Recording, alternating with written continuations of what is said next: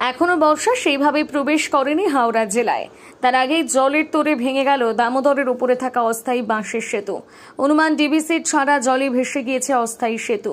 জানা গিয়েছে হাওড়ার উদয়নারায়ণপুরের ঘোলার সঙ্গে হুগলি জেলার জাঙ্গিপাড়া স্ট্রিট ঘোলার যোগাযোগের জন্য দামোদরের ওপরে রয়েছে একটি বাঁশের অস্থায়ী সেতু। গত দুদিনের নিম্নচাপের বৃষ্টিতে ডিবিসি ছাড়ে বৃহস্পতিবার সকাল থেকে দামোদরের জল বাড়তে থাকে। জলের তোড়ে এদিন বিকেলে ভেঙে যায় বাঁশের সেতুটি। বাঁশের সেতু ভেঙে যাওয়ার ফলে যোগাযোগ বিচ্ছিন্ন হয়ে পড়ে দুই পাড়ের বাসিন্দাদের।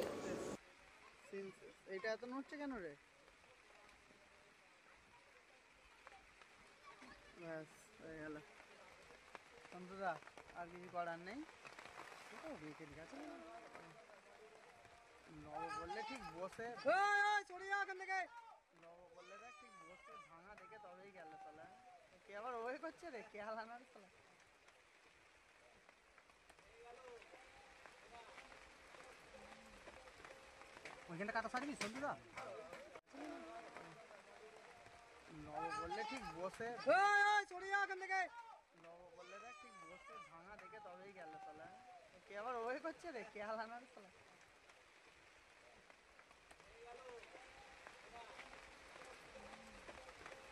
ওইখানটা কাটা সারবি সন্ধ্যা